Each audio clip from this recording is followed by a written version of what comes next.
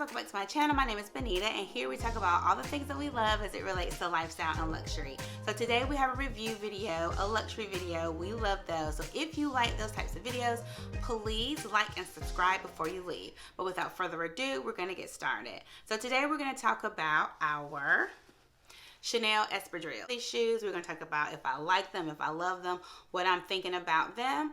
I did a video on the Tory Burch espadrilles about 2 years ago. I wore the Tory Burch espadrilles, and I got mine from North. So I will link that down below. I talked about those shoes as they relate to these shoes, the Chanel espadrilles.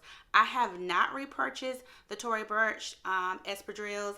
I love those shoes. I wore them like crazy. I'm not going to bring them out because they are totally wrecked. But now that I do have the espadrilles, I thought I would come on, give you guys some thoughts about the espadrilles, and just briefly kind of compare them again to the Tory Burches. So the first thing that we want to talk about is the construction of the shoe. So these espadrilles are made of lambskin leather. They do come in other materials like mesh, canvas, but for me, I wanted to get an all leather shoe. I'm going to wear these shoes pretty much in the spring and in the fall. The summer here in North Carolina gets really hot, so I don't think I'll be able to wear an enclosed all leather shoe too much. So I thought that I would get more wear out of them, again, if I wore them in the spring and in the fall. As far as sizing goes, I usually wear a 39.5 when it comes to Chanel espadrilles or Chanel shoes in general.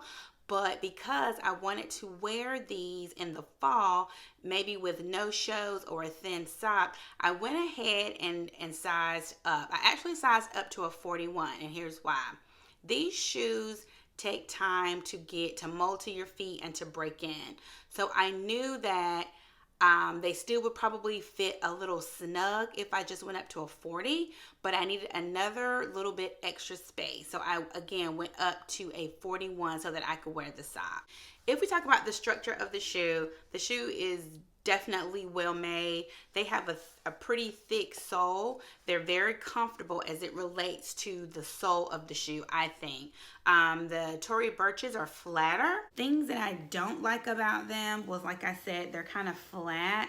I mean, I like a more substantial base on my shoes. I prefer the Chanel espadrille because you get a little bit of a higher, thicker heel / sole. My previous video, when I talked about the Tory Burch shoes, the stitching looked a little off kilter to me. The Chanel stitching, it's all aligned perfectly. The Tory Burch espadrilles are made of Napa leather and calfskin leather. These are lambskin. Now you would think that the lambskin, because in the bags for Chanel, people shy away from the lambskin because they say that they are like it's not as sturdy. I don't know what they did as it relates to the shoes. They are very tight, especially right here. They're very tight. I had to purchase some Amazon stretchers, enhancers. I put them into the shoe to stretch the leather about a week or so before I was actually able to wear the shoe.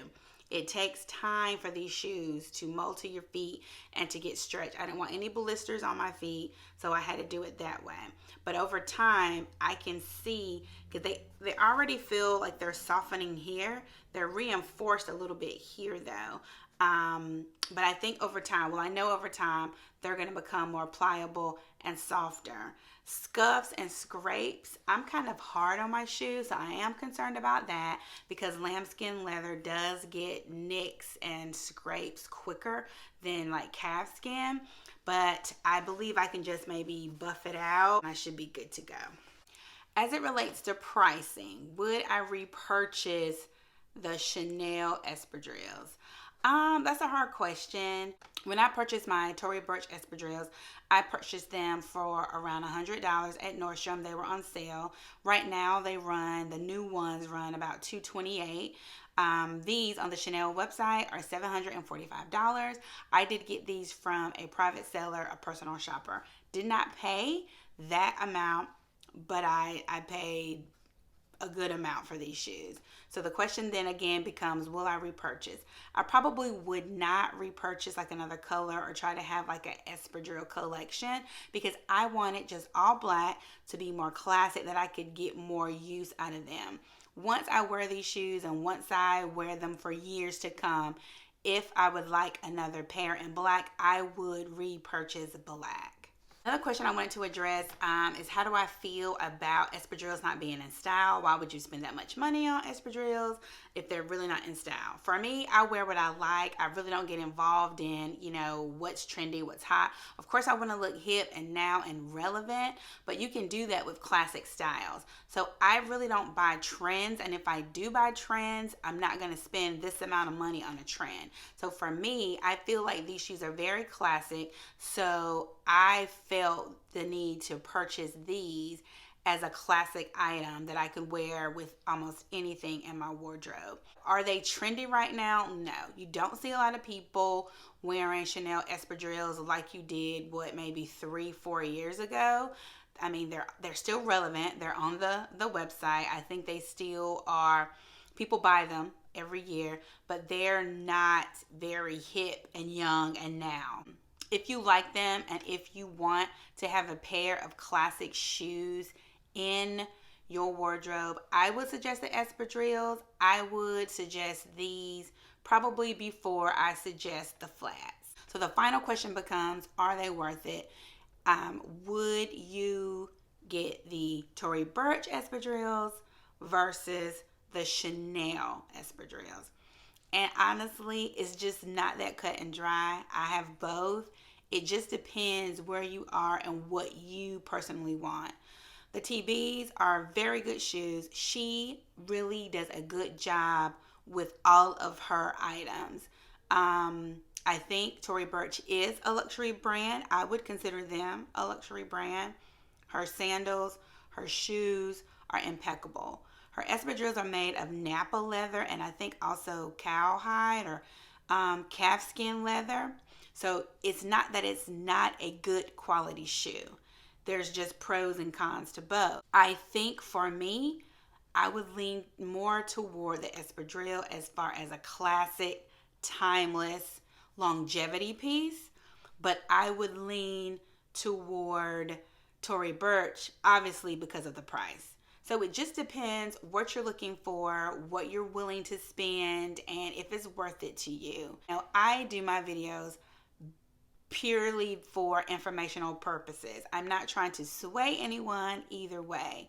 Even though watching videos, being on YouTube and being on Instagram, we do get swayed about what we want to buy, but it's because of my own personal research, not because a blogger or a vlogger or a fashion icon says to wear it. Honestly, they may pique my interest, but once I do my research, it's purely because it's something that I want to have in my wardrobe, in my collection, and something that I like. All right, guys, well, that's it. I hope I shed some light on the Chanel espadrilles. I'll link some down below. And if you like this video, again, please like and subscribe before you leave. We talk about luxury every week here on Wednesdays, and then on Fridays, come back for a Fast Five Friday. All right, guys, have a great day, and I'll see you later. Bye.